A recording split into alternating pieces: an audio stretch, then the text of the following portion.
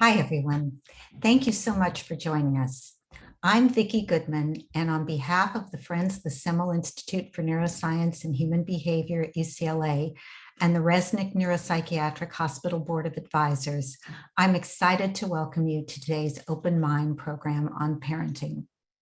We are honored to have with us Melinda Wenner Moyer, author of the book, which I think should be nominated for Best Title of the Year, and that makes me laugh out loud every time I say it: How to Raise Kids Who Aren't Assholes, Science-Based Strategies for Better Parenting from Tots to Teens. Melinda, who is zooming in from her home in the Hudson Valley in New York, is an award-winning science journalist who contributes regularly to the New York Times, Scientific America, and the Washington Post, where she writes about parenting, science, and medicine. She's also an adjunct faculty member in NYU's Arthur L. Carter Journalism Institute, where she teaches a science, health, and environmental reporting program.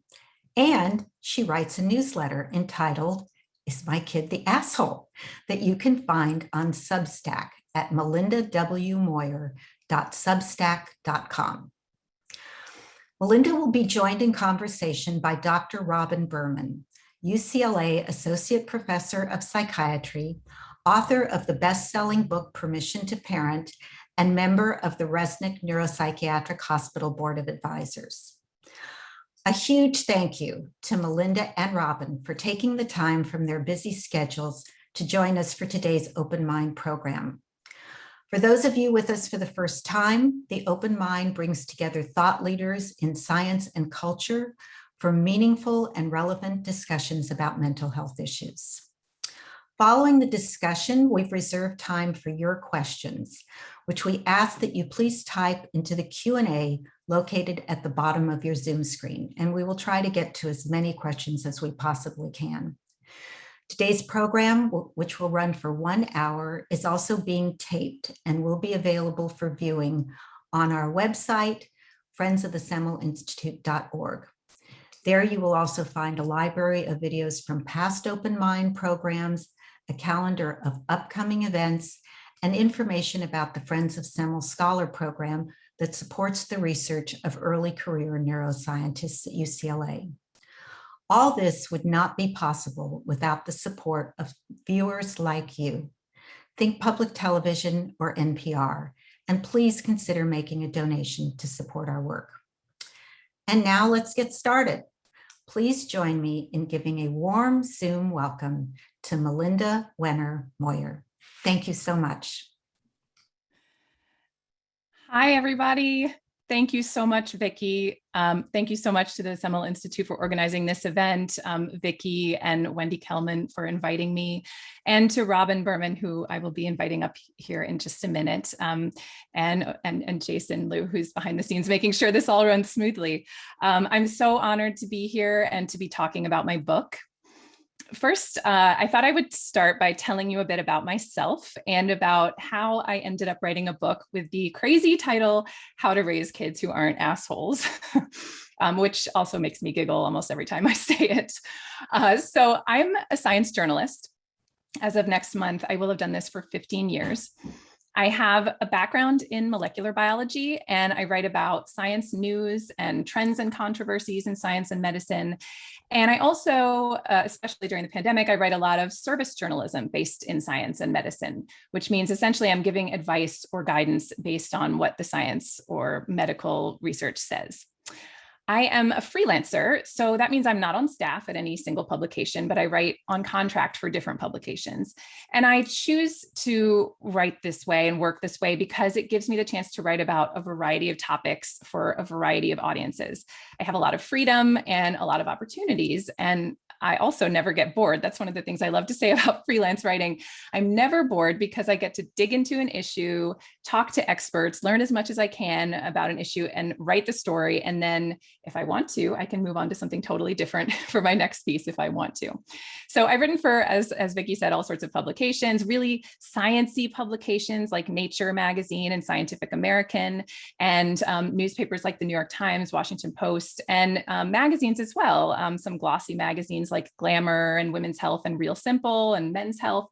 And then also more serious publications like Mother Jones, the New York Times Magazine. So I was working this way as a freelancer for many years when I became pregnant and had my first child, who is now 10 and hopefully will not barge in here during this presentation. And when I was pregnant and when I had a baby, I had so many questions about what was best for my baby. You know, was it safe to use an epidural during delivery? How important was it to breastfeed? Was my baby's fussiness caused by something I was eating? And I quickly realized that Google only got me so far. I would often Google these questions and came across, conflicting information or confusing information, and often from sources I wasn't sure I could trust. And I thought, I wonder if science can help me out here.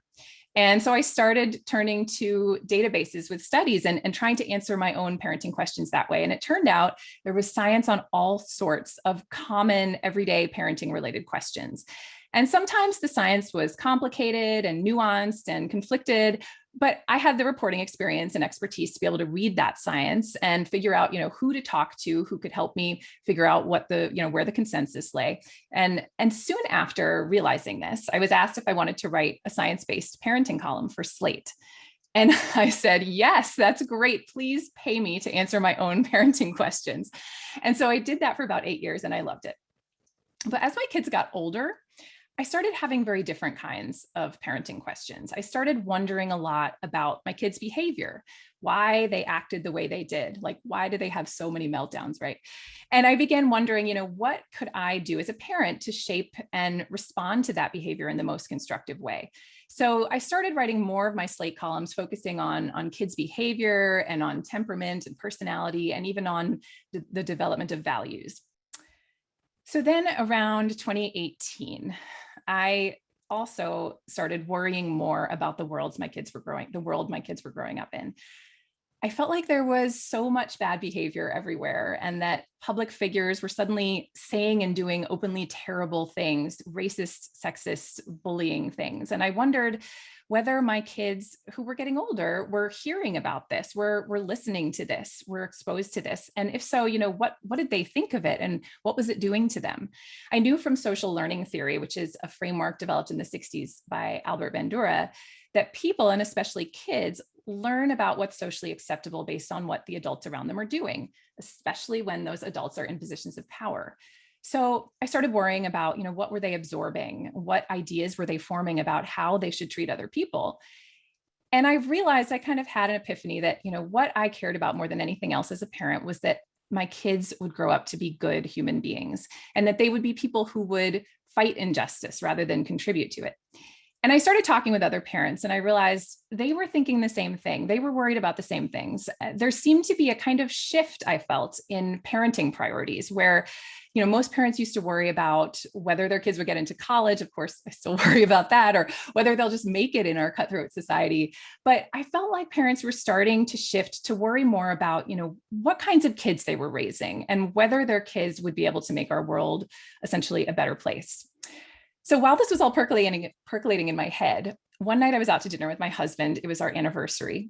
And I remember I was sipping this delicious plum cocktail. It was a lovely evening out, but I was still, just thinking about the world and about my kids. And honestly, out of nowhere, I put down my cocktail and I said, maybe I should write a book called How to Raise Kids Who Aren't Assholes.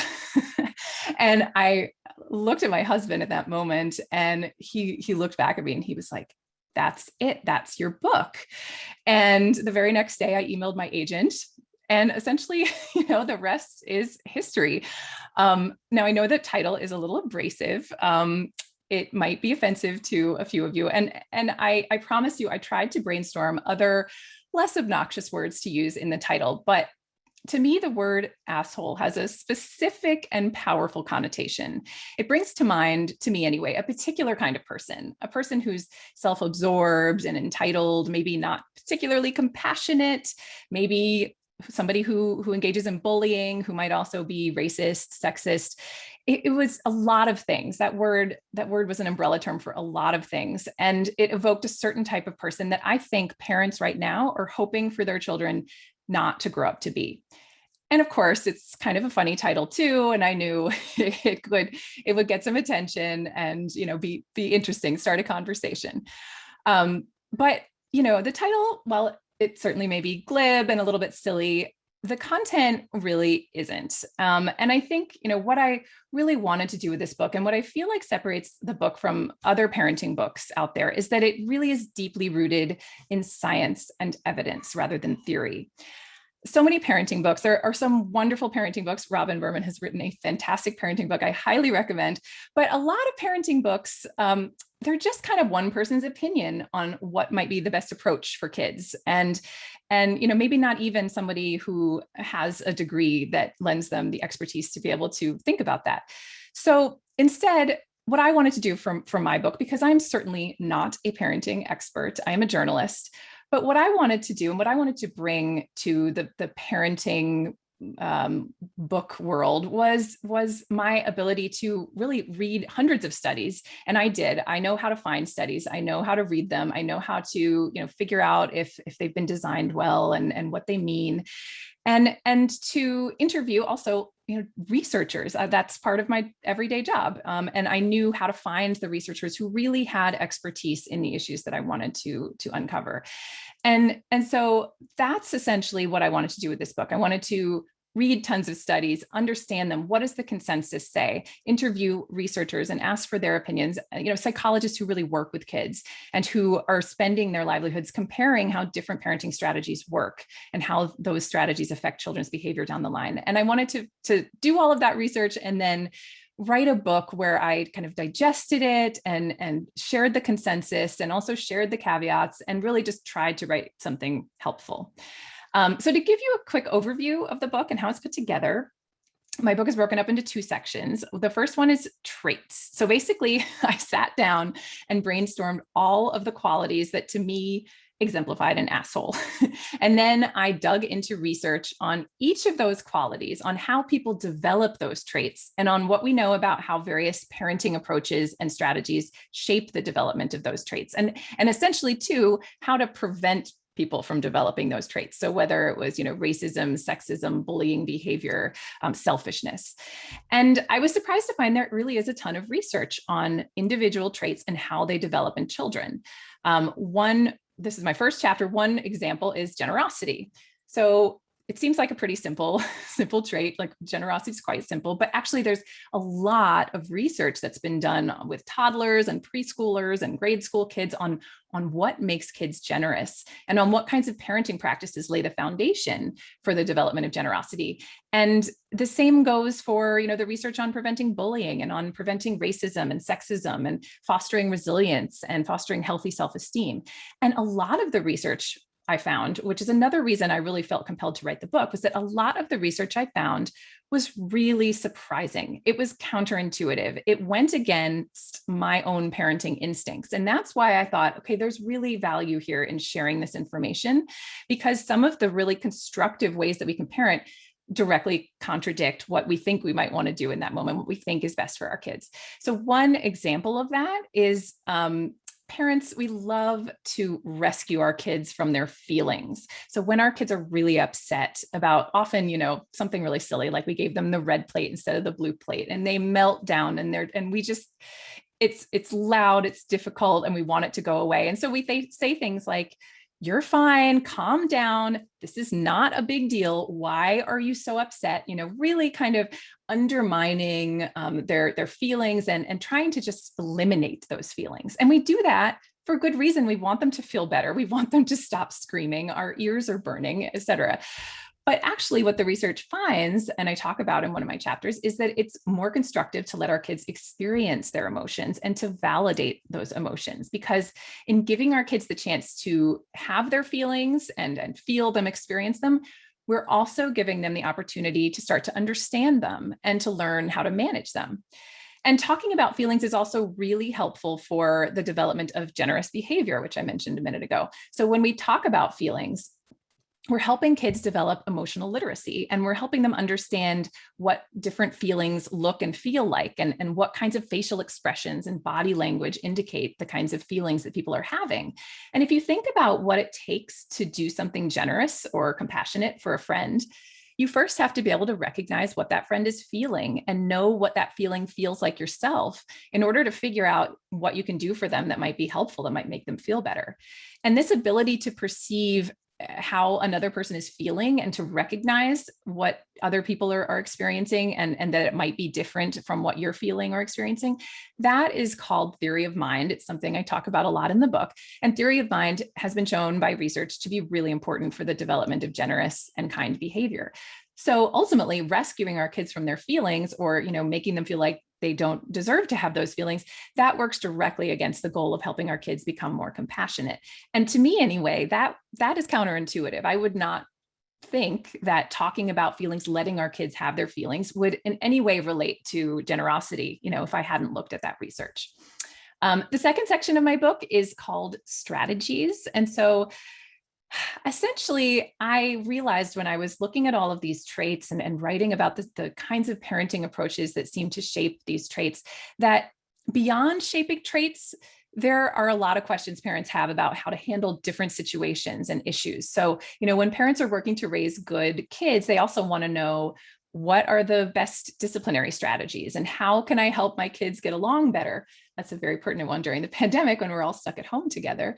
How should I handle screens and technology? What's the best way to talk to my kids about sex and pornography? So I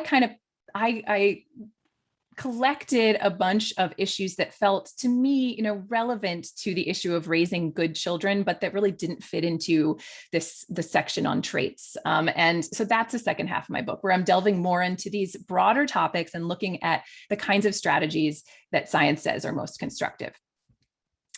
Before I wrap this intro up, I just want to emphasize one more thing that's really important to me. One thing I did not want to do in writing my book was to give parents yet another reason to doubt themselves or to feel guilty. There are so many books out there, social media accounts, et cetera, that I feel like hit parents over the head with this idea that they're failing at what they're doing, that there's only one right way to parent, and that they're probably doing it wrong. And so I really wanted to push back against that narrative, because I think it's dangerous and I think it's unfair. And I think, we have more pressure on us right now during this pandemic than we ever had. We're trying to do more things at the same time, and with less to do it with fewer resources. And so the last thing we need is to be feeling guilty and ashamed of our parenting. So I tried to counteract this in various ways in the book. I weave in a lot of stories of my own parenting flubs. I apologize, my dog is barking in the background. We got a new puppy a couple of weeks ago. So I wove in a lot of stories of my own parenting flubs, the ways in which my own kids are often very challenging, because also I think it's important to keep in mind that kids, they have to test boundaries in order to learn where they are. They have to make mistakes in order to learn from the mistakes. And sometimes our expectations for kids' behavior is actually biologically implausible. Kids' brains are considerably different from adults' brains. The part of the brain that controls impulse control and planning, it doesn't fully develop until kids are 25, which is crazy to me. So we often think that kids have the skills to do things that they don't actually have the skills to do. And their quote unquote difficult behavior is often just a reflection of those lack of skills, rather than a sign that you're raising an asshole. So throughout the book, I try to make clear that really there is no such thing as a perfect parent or a perfect kid. And I will say, I interviewed, as I said, dozens of child psychologists and psychiatrists for this book, many of whom had children. And they said to me, you know what, we don't know what we're doing half the time. So I really want to drive that home. And I hope that what my book does provide is answers to questions that parents might have had in the back of their heads for a long time, and strategies that will hopefully make parents' lives easier and not harder. And, also, I think it's important to mention, I talk about this in my book, that it's sometimes really good when parents make mistakes, that mistakes can be really constructive moments too. So when we do something as parents that we later realize wasn't actually helpful, like yelling at our kids, which, by the way, I've read all the research, but I still sometimes yell at my kids. We can both repair the situation and teach our kids values when we, for instance, apologize to them and take responsibility for our actions. Then we're modeling, being able to apologize and take responsibility. And when we're wrong about things, and we later explain to our kids, why we were wrong and how we educated ourselves about the right answer and, what we're going to do to fix the situation, we're showing them that it's okay to make mistakes and that we are all always learning and growing, even as grownups. So I just wanted to say that and point out that, this book is really not meant to make you feel bad as a parent. I hope that it empowers parents and makes them feel better about themselves, and also that they get a few laughs as they learn a lot about the science of parenting. So thank you. I am now going to invite Robin Berman up here to join me so we can chat some more. Robin. There we go. Hi. So what a spectacular book you've written. And I absolutely love that it's science-based. And I love that you've covered so much ground. And of course, because I wrote a parenting book, I've read a million parenting books, and I've never seen racism covered, how to not have racist kids, sexism. I think that's so unique about this book. And it's interesting, in your intro, you said you were concerned about public figures modeling bullying, and the world has changed so much with the internet. And I too was concerned about the modeling of behavior you don't want to teach your kids. So I love this kind of science facts-based. Tell us about the racism. Tell us what the science says about raising kids who are not racist. Yeah, this was an area where, again, the research really contradicted my instincts as a white mother. So, I really wrote this chapter primarily for white parents because, I do not have the lived experience of a parent of color. I don't feel comfortable telling parents of color what to do. And they also honestly have much, generally speaking, their instincts are spot on. And we find in the research that parents of color, actually, the kinds of conversations they have with their kids are generally incredibly constructive. They're very different than the conversations that white parents need to have with their kids. But yeah, so I focused my racism chapter mainly for white parents. And that's because white parents really have a lot to learn when it comes to talking to kids about race in ways that are constructive. So what the research suggests is that a lot of white parents have this very well-meaning approach to race, and it's called colorblind parenting. It's, again, very well-meaning, which is this idea that, my kid won't see skin color if I don't point it out, or he won't notice race if I don't make a big deal out of it. And, if I just ignore the topic, basically, then my child will not grow up to be racist. And I think that makes a lot of sense. And I understand why white parents do this. And as I said, I thought that this was the right way to do things too, until I looked at the research. But the fact is that the research very clearly shows that this approach backfires. And it does so for a couple of reasons. So for one, kids do see race. And we know that from the research that babies as young as 3 months old, they see race. Babies, for instance, will prefer to look at pictures of people who share the skin color of their caregivers. So we know that kids see skin color, and kids are like little detectives. I say this a few times in the book in several chapters. Like, one of their key jobs is to try to figure out how the world works and, what kinds of social categories are important, which ones they should be paying attention to, and which ones don't really matter. So they see pretty quickly that, hair color doesn't really matter that much, eye color, that kind of thing. But they notice, wow, race seems to be kind of important. In fact, very important when it comes to how people fare in the world and how successful people become. So they at a young age, they notice things like the fact that we've only had one president who is not white. And they notice that, most politicians are white. And they notice that a lot of people on TV are white, a lot of white men, a lot of white men. White men. Oh yeah, yes. And that gets into this, right? Let's do the sexism, the racism. Let's add in white men. Yes, absolutely. Yes. I mean, so yeah, there's a lot of parallels between how kids learn about sexism and how kids learn about racism. There are some differences too, but yes, they notice they're white men. And they notice that the kids with, maybe the nicest houses at school tend to be white. And so they are very, from a young age, noticing these differences and these hierarchies. And as these little detectives, they're trying to understand why. And of course, the answer is complicated, but one very crucial aspect is racism. White people have more power and prestige and wealth because they get more opportunities, they have more privilege, they don't have to contend with discrimination. But if our kids aren't given that context, if nobody talks to them about racism, then what they do is they look at this hierarchy in society and they try to figure it out for themselves. And they come to essentially the most simple conclusion, which is white people are just better, smarter inherently. And so that's one of the key reasons that we need to talk to kids about race. They also, by the way, so they see that race is important. And they also notice that we don't talk about it at all, which makes it to them even more titillating. It's like, oh, wow, there's this thing that clearly matters. I don't really get it, but nobody talks about it. So it must be kind of a secret important thing, which means it's, even more powerful probably than I thought. So kids are kind of going through this thinking. And so these are all things that we do not want our children to be inferring based on what they see around them. So this is why we actually really need to talk to our kids about both race and racism. Because first of all, too, if we are avoiding the topic of race and skin color, we're never mentioning it, then kids also kind of sense from us that we don't want to talk about it. So they don't come to us with questions.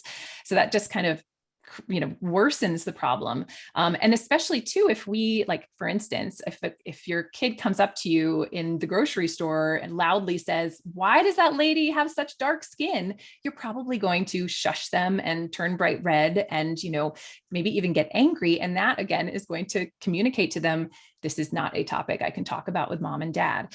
So what we actually have to do is, it's really hard because we have often been raised in families that didn't talk about race, and it's very hard to do. And it's very hard for me to do too. Have you sat down and done what you said? And what would you say? What would you say to a 10-year-old about race?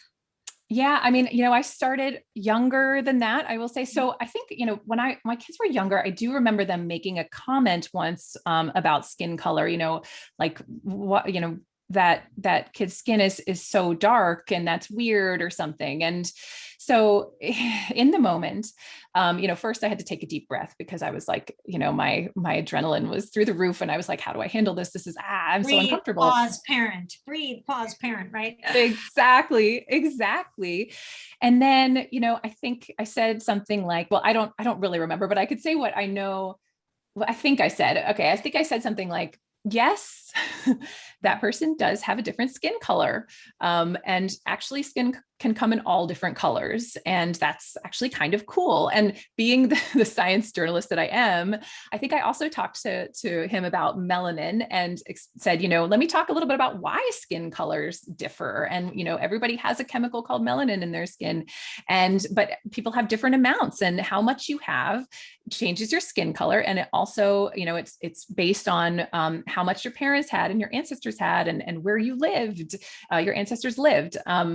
And so I kind of tried to give a sciencey explanation. But what I really was trying to do was I was trying to make sure I didn't shame him for noticing or asking questions, because that is completely natural for kids to notice these things and want to talk about them. And we want to kind of normalize that so our kids come back to us with more questions. And then, I don't remember exactly when I started talking about racism, but it probably wasn't that much longer after that I said, maybe I brought it up, maybe he brought up race again or skin color again. And I said, you know what, like, I also want to talk to you about the fact that people with darker skin have been for a long time treated differently and very poorly by people with light skin like us. And it still happens today. And, probably got into slavery and civil rights movement. But one thing I also think is really important is that sorry. Good for you. I'm sure I made mistakes though too, right? And I'm sure the only good enough parent. You have to be good enough, and to even brave the conversation is, and to teach people in your book how to do it is so powerful. It's so powerful. Really, truly. I so admire you for including this necessary chapter. I think it's going to be enormously helpful for parents. So, and talking about, you started with the science base. I'm laughing as a psychiatrist. You started with the easy stuff, right? You started with the like, okay, here's the melanin in the skin, and give yourself a beat. And then you dive into, and they're not treated fairly. And you're so right. When you make yourself available to have the conversations, they'll still have them all the way through, right? So if you said, they did what at that party? Who had that? If you get that hysterical reaction or shame them, you're so right. They don't come to you. So to open up such a big conversation at such a young age is so powerful. And you did the same thing with sexism?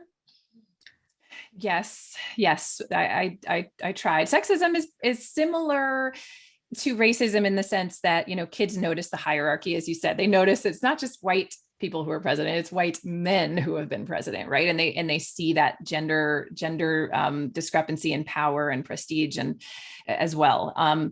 But it's interesting. Gender is different as well, because whereas we don't tend to talk about race at all with our kids, we eschew the topic entirely. With gender, it's actually completely the opposite. We are constantly telling our children that gender matters. So, every time we refer to a person, we use a pronoun, then we are referring to their gender. And on top of that, and that's, hundreds of times a day that we are, talking about someone and indicating their gender when we're talking to them, which of course we never do with anything else. We never do with skin color or hair color. So that's a really salient message to kids, like, oh, gender must be really important, or else mom and dad wouldn't refer to it all the time. But on top of that, we have different bathrooms for different genders, and different sports teams, and different aisles in the clothing store and toy store, and different McDonald's Happy Meals. And so in all of these ways, we're basically saying to our kids, gender is an important category. And from that, they take away the idea that boys and girls must be very different from each other. If gender matters, that must mean that boys and girls are very different. And then you combine that with the hierarchy they're seeing, and they basically think boys and girls are very different. Boys do better, therefore boys must be smarter. And we see that in the research. It's really, really heartbreaking, where there was one study in particular where researchers they got 5, 6, and 7-year-old boys and girls, and they told them a story about a protagonist who was described as really, really smart. And then they asked the kids, do you think that this really, really smart protagonist was a boy or a girl? And around age 5, you have basically in-group, out-group psychology going on, where the boys always choose boys as being the smart ones, and the girls always choose girls as being the smart ones. And that's kind of what you expect. You like the group that you belong to. You think they're awesome and the best, right? But at around the age of 7, there was this remarkable shift where boys still said boys are the smartest. They never stopped saying that, but the girls start saying, oh, boys are the smartest. That's the boy's the smart protagonist. And that's when society kind of like gets into their brains, and they start to think, yeah, girls just aren't as good. Girls just aren't as smart. And so that's why it's really important as parents that we push against that. And we actually need to talk to both our girls and our boys about sexism and gender discrimination, and explain that's why things look different in the world. It's not because girls are inherently less good at things or less smart. And we also see in the research too, that like having those conversations with girls, if we tell girls, for instance, that the reason there aren't as many girl scientists in the world is because of sexism, and not because girls aren't as good at science as boys are, girls actually become more interested in science at that point. And it's like, they're like, oh, it's not because I can't do it. It's just because this stupid sexism thing, I'm going to fight against it, and I'm going to be a scientist. And see that it actually empowers them. Because I was worried at first, like talking about sexism to my daughter, was that going to make her feel like, oh my God, the world is against me? What's the point? Like, and maybe it would affect her self-esteem and really be depressing. I find that, yeah, she's just like, well, this sucks. And you know what? Like, I'm not going to stand for it, and I'm going to fight against it. And she loves to talk about it and point out, she loves to point out sexism in shows and in books we read. So it's actually really quite empowering. onto something, because what we resist persists, right? You resist the uncomfortable topics. And you mentioned in your intro, you when your kid is in distress, you want to make it go away.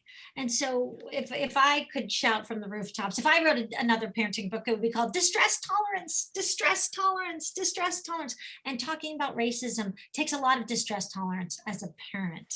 It takes a lot of courage as a parent. Talking about sexism, not wanting to deflate them. It's like saying, you know, there's no Santa Claus when they ask you directly. So this whole concept, which another topic you brought up that I think is so spot on, is narcissism versus self-esteem, and the whole concept of emotion coaching. So you said name the emotions, name them to tame them, but this whole concept that our job is to regulate their feelings, right? Not to create narcissists, to create people who actually feel good about themselves. And you made that distinction, and I was like, go you. When I was reading it, I was like, wow, to just call out, it is so different in a psychiatrist's mind, self-esteem versus narcissism. They're on two ends of a spectrum, but we're parenting toward narcissistic, dysregulated kids who are assholes. Let's be real. So I love your title. So tell us a little bit about the difference in your mind between because parents seem to be hovering, not tolerating distress, trying to please kids. You know, their job is not to please, it's to parent, creating little narcissists who are the center of the universe and who become assholes, and all those leaders you talked about who you don't want your kid to be, or all of those people in the world who fall under the asshole blanket. So what is a narcissist way to parent, and what is the way to parent towards self-esteem? What does the research say about self-esteem? Because they are so different, and thank you for pointing that out. Yeah, it was a surprise to me, though. I have to say, you know, I had thought of narcissism as like what happens if you fill your kid's self-esteem bucket too high. Like if you're too good to them, they're going to become narcissists. And actually, when I interviewed the researchers who study how narcissism develops in kids, which there are actually researchers who study this. I'm telling you, there are researchers who study everything. It's amazing. Thank you for consolidating them and finding them. Yeah, it was so great to interview them all. But yeah, narcissism develops on a totally different trajectory from healthy self-esteem. And so narcissists, I mean, and I simplified it in the book. I could have written, you know, you could write a whole book on narcissism because there are different kinds and it's complicated, and right. It really is. And so I did kind of oversimplify, but what the research suggests is that parents who really they treat their kids like they can do no wrong. They're, you know, up on this pedestal. They really think that their kids are perfect no matter what they do. Those kids are more likely to become narcissists. And interestingly, I remember one tidbit from his research was that parents who give their children really unusual names are often more likely to raise narcissists. I thought that was funny. But so I know, isn't that funny? Like, I guess it's all wrapped up in this special. Yeah, your kid is super special. You're so special. You're so special. You're such a genius. Wow. Yeah. Yeah, exactly. Yeah. That's not to say that like every child who has an interesting name is going to become a narcissist. So I don't want to imply that, but behind a narcissist lurks profound shame. Right. So at the core of narcissism is profound shame, which is the opposite of self-esteem. So what do they say about nurturing self-esteem? What is the research about going the other way? Yeah. So that was also interesting too, in that it led me in some directions I wasn't expecting when I started digging into self-esteem. Certainly one of the things I learned was, it's really important for kids to feel that you have unconditional love for them. And certainly that's all that we all, probably everyone here, feels unconditional love for their children and thinks that they are communicating that. And the problem is that kids interpret things differently than we intend them to. And sometimes the research suggests when we put a lot of pressure on our kids to do well, like in school, to get the lead in the school play, to kick the soccer goals at the game, when we're putting pressure on them to perform a certain way and do really, really well, they interpret that sometimes as that our love for them is contingent on what they do and how they perform and what they achieve. Mm-hmm. And the research really shows this when researchers have surveyed kids, especially kids who go to really, it's like affluent kids who go to very challenging schools, for instance. Those kids will say, I really think that my parents care more about whether I get good grades than, whether I'm happy or whether I'm a good person. And they really think that's the Harvard study you quoted. And that is 10,000 kids, from my memory of that study, thought that their parents valued. It's shocking, achievement versus being a good person. And I really think that's the whole thing right there. I'm so glad you tell us about that study and about how kids perceive that. Yeah, I mean, there were several studies, and Sonia Luthar had done a lot of this research where she was really digging into the issues that kids from upper middle class families who go to these high achieving schools experience, and they really do interpret that their parents want them more than anything else to do well in school, to get into good, colleges, and that they really love them, that their love is contingent on how they perform and what they do. And they like deep down really don't think their parents love them for who they are. And so that seeds this really deep insecurity and low self-esteem. Whenever you think your worth is contingent upon something, that just causes a huge self-esteem drop. So that research was very compelling and worrying, because of course we all want our kids to do well in school, and we all want our kids to succeed. And for good reason. It's hard to get into college these days, and resume building versus character. And that's why I love you talk about modeling kindness. And people used to talk about, in the 60s and 70s, character and kindness. And then it started becoming performance, which definitely parallels with the increased anxiety and increased depression. And you talked about media and all of that, the frenzy that they're living in. And there's something about going back to how much airtime are you giving kindness at the dinner table versus what you get on your test? Yes. Right. And what message that psychologically, picking our kid up from school and saying, "Hi, sweetie, I'm so happy to see you." Right. Versus, "Oh, how'd you do on math?" Right. We have just gone berserk in the other direction, and then trying to hover and helicopter and micromanage so that they don't fail and they don't make mistakes. Yes. And then you have this, I call it the crescendo of crazy. We have crescendoed. Hopefully when you're parenting, it's going to be on the, continuing the downslope, but there's a crescendo of craziness with that hyper performance. And I feel is so detrimental to the soul of parenting. That's the ego of parenting. And we all have ego in parenting, right? That's our own narcissism, right? So I'm just so glad you pointed out that topic. And another one you pointed out, which I get asked, I'm sure you get asked 1,000 times, about siblings. Nobody talks about teaching racism, teaching anti-sexism, and how do siblings get along? They just assume, oh, your siblings, you're going to be buddies. So tell us about that, because people in the pandemic with all their kids at home, I was getting a lot of extra work based on the sibling stuff. So I'm like, refer to this book and the sibling chapter. Tell us. Yes. Okay. Yes. I will try to keep it brief so we have time for questions too. I just looked at the time and was like, oh my God, the time flew by. Wow.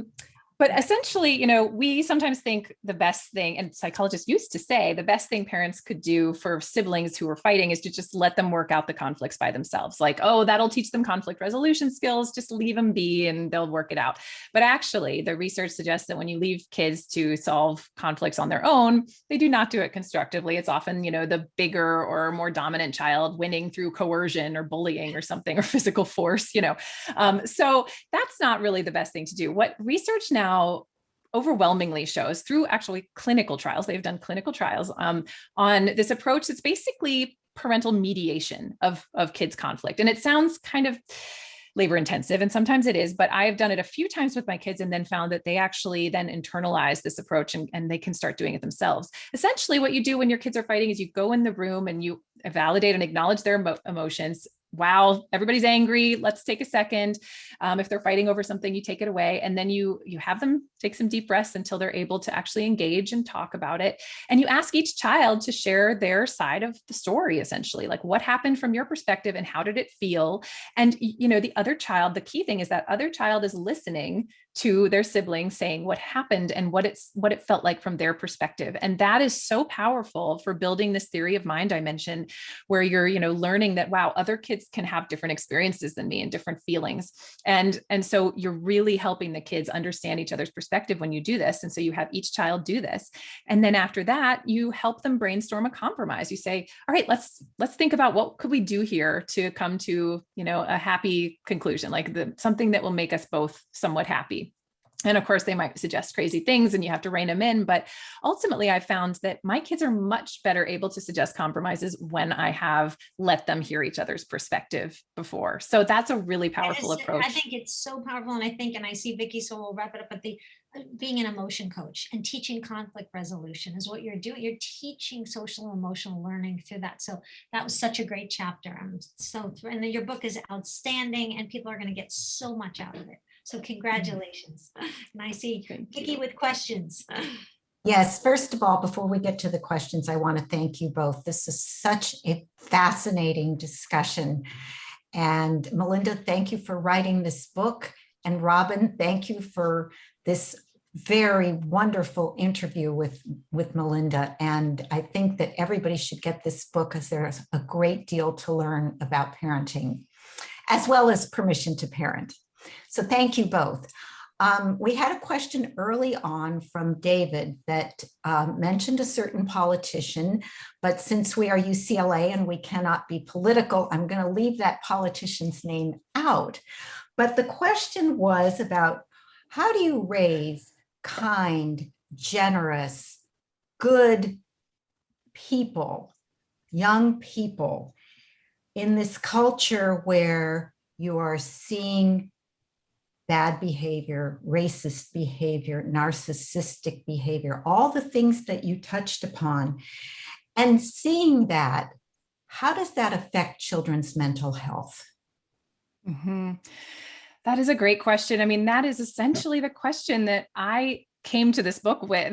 It was that kind of behavior I was worried about my kids, learning from and seeing.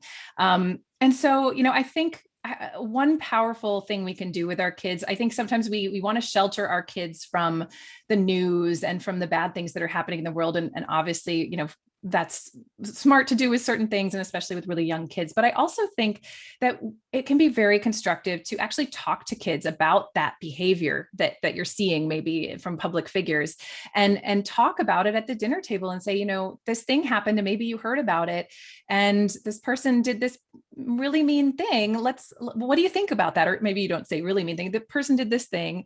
What do you think about that? And really try to engage your kids in a conversation about that behavior.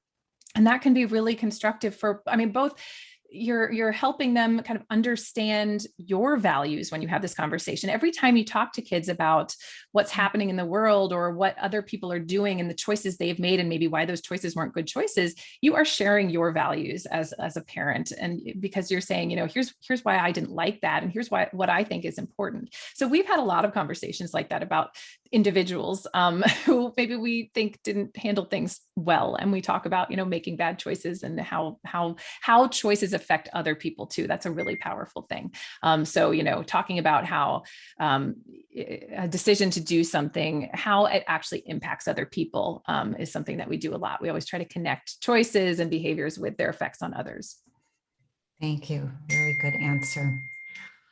We have a question here from Diana. Concerning gender bias, what can you say to kids about the full range of gender, not just male and female? And of course, this is a question that is coming up all the time now. So I'd love to hear your responses. Yeah, it is a great question. It's hugely important. And, my book doesn't have a ton of resources on this. It talks a little bit about it in my chapter on gender and sexism. There are some really great resources. One book actually that I recently read that I thought was wonderful. It's called Raising LGBTQ Allies. And it's a book for parents it really talks about, how do you talk to kids about gender, since gender has changed so much since we were growing up. And, how do you support kids who are maybe gender fluid or questioning their gender, et cetera. And so I highly recommend that book. I can't, I remember the author, it's Chris something, but Raising LGBTQ Allies is wonderful. And there's also some really great, if you want to go more the video route, amaze.org has, it's a lot of sort of sex education related content, but also I believe they talk about gender and puberty and they're very inclusive. So I also recommend those videos on amaze.org. Thank you. There's also a book, we had her here to speak, called Tomboy, The Surprising History and Future of Girls Who Dare to Be Different by Lisa Sellen Davis. And that might be a good resource as well. You can also see the video of her open mind talk on our website. So think would be a good resource for people that want to learn more about this topic. Question from Bruce. What does science indicate about single-sex schools? Does this empower kids to feel that they are better or can do just as well as the opposite gender? So the research that I have looked at on single-sex schools has not been all that convincing to me that they're helpful. What my understanding is, what I talk about a lot in my gender chapter is that to the degree that we can sort of de-emphasize gender when gender isn't relevant, that can be very helpful for kids. So don't go out of your way to label gender or to, refer to gender when you don't have to. And single sex schooling is kind of a way of, really isolating gender and separating the genders. I mean, another really important thing for helping kids understand that boys and girls aren't actually all that different is to have cross-gender relationships. I mean, for boys to be friends and hanging out with girls and the same, girls befriending boys. So my understanding is that from a sort of sexism standpoint anyway, the development of sexism, that going to single sex schools doesn't really help with that. It may make things a little worse. And I also don't know, and I haven't looked at this research in a couple of years, but I wasn't convinced that there were a lot of benefits associated with it when I looked at the science of it. That's my understanding. It could have, there could be more recent research, but I haven't sent my kids to single sex schools, and I don't know that I will. Thank you. We have a question from Felice, which is making me laugh because I'm a grandparent. How do you handle differences within a family when you feel the other grandparents embrace very bad role models? Loaded question. Yeah, that's hard. That's very, very hard. I think if a grandparent says something that is blatantly racist or sexist or embodies values that you do not agree with in front of your children, I do think if you feel like you can, it's good to show in front of your kids, that you disagree.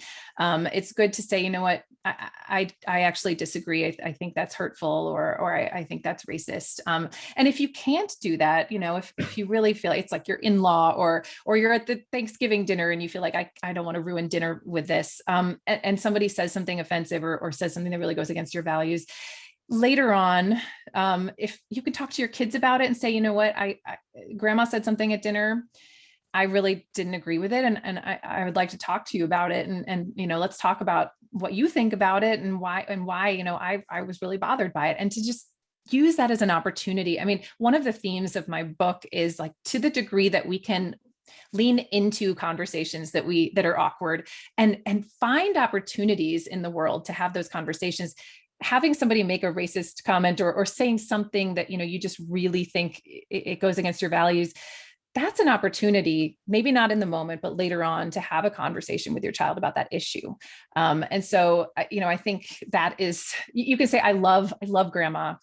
I love her very much, but I did disagree with her on this point. So you're not saying grandma's a terrible person for having this belief maybe, but just, I disagree. And this is why I disagree. And just having those conversations can be really helpful. Great answer. Thank you. This one is, I believe, for Robin. Hold on, I just lost my place.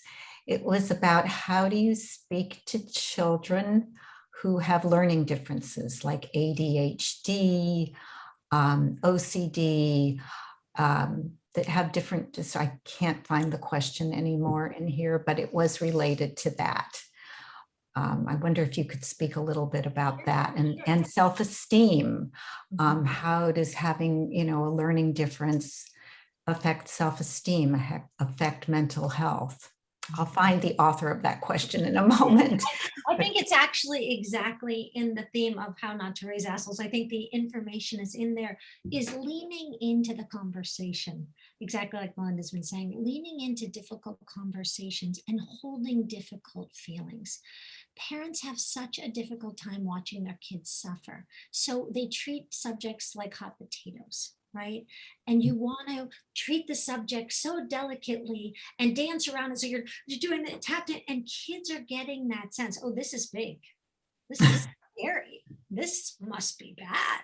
Nobody's talking about. They look freaked out right now, right? And that's so kids are little energy. They vibe off your energy. They read your energy. So it's a matter of finding your own serenity with it, your own calm, and then having the discussion and not treating it like a hot potato. And yeah, different people, just like the skin color, different people have different color skin. People have very different learning styles and have different attention style. And just walking straight through, right? The only way out is through. And parents today have a very difficult time holding distress, and they want to make it go away, and they want to we can't fix a learning difference, right? We can do treatment and they can get better, but we can't make it magically vanish, right? We can't make race vanish. We can't make, OCD magically go away. We can, work toward, getting it better. So I think leaning in and holding the discomfort as opposed to treating it like a hot potato is something that allows, if you don't show fear, they're not fearful, right? So it's all about your own energy. That's super important. And the other one is connect before you correct, leaning into seeing your kid, having a connection. And then that's always one of my key parenting things. Connect before you correct. People always say, don't do this, don't do that. No, connect and lean into the difficult discussions, exactly like this book says. Have the conversation. Thank you, Robin. One final question, and that's regarding how do you raise kids who aren't assholes in the age of social media, when what they are seeing that we don't always see as parents or grandparents on TikTok, on Snapchat, on Instagram. How do you do that? Yeah, it's so hard right now. I mean, it's so hard. And there's just so many, it's also very complicated. There's social media does not affect all kids the same way. And depending on how they're using social media or what they're doing on social media, or, all of these things make a difference, but it is certainly true that there are kids who, are really affected by social media in very negative ways. And I think that we have to be, looking out for that and paying attention to how our kids are doing. But one strategy that I learned when I looked at the research on helping kids with technology and screens and, what is really like the overarching best approach for parents. What I found was that when parents are really focused on limiting and, preventing their kids from going online, that often backfires in the long run because kids are going to end up online. And if they haven't had any experience with it and they haven't had the chance to, learn about it and hear and understand from you what they're expected to do and how they're expected to behave, then they make a lot of mistakes. So what the research suggests is to the degree that you can actually kind of use social media and technology with your kids to be kind of like a mentor with them. When they want to download a new app, you do the research with them. Let's learn about this. Let's read about what it involves. Let's read the terms and conditions and the expectations for behavior. Let's try it out together. And it sounds kind of ridiculous. And like, also, this is one more thing that we're expected to do as parents, but the research shows that when we do this to the degree that we can, every time that we're engaging with our kids with screens all together, it's another opportunity for sharing our values and our expectations and for talking about privacy and for talking about cyberbullying. So we want to actually be engaging with our kids with technology. So that's just, that's not going to solve all your problems. There's so many, this is such a big question, but I think that, if you can think about, okay, if my child really wants to be on social media, is there a way I can engage with them on social media? Is there a way I can do it with them? Maybe you both have accounts or maybe, but just try to be engaging with them on it and having conversations so that they, and they will hopefully then maybe open up to you too, if they're really struggling with things. And with your 15-year-old granddaughter, Vicki, I was thinking girls and the whole, posting on Instagram, very seductive, as a parent, like you recommend, does that look like something you want your grandma to see? Does that picture you're posting, would you like your teacher to see? Just having them think through and talking it through. And that's Photoshop. That's not really what she looks like. Of course. All of those conversations help. Like I love you say, be a mentor, as opposed to just say, don't go on the internet. You're going to have to be the guide. I love that advice. Lots of good advice in this book. Lots and lots of good advice. Lots of good advice in the discussion. So thank you both. We are out of time, but I want to tell everybody that this has been taped. Just remind everybody, and if you want to watch it again, it will be on our website tomorrow, friendsofthesemmeleinstitute.org. Melinda, Robin, thank you. Really, this was a wonderful discussion, and I think we all learned a lot from both of you wise women. Thank you to everybody that tuned in for this talk, and we hope to see you at future Open Mind programs. Our next one is on November 18th, and it's on also a very important topic, empathy. We have the author of the Empathy Diaries coming from MIT, Dr. Sherry Turkle, and she will be in discussion with UCLA's Dr. Marco Iacoboni, who has written a new book called Mirroring People, The Science of Empathy and How We Connect with Others. So very much a related topic. So thank you all. Have a good, safe evening and look forward to many more discussions. Thank you. Thank you.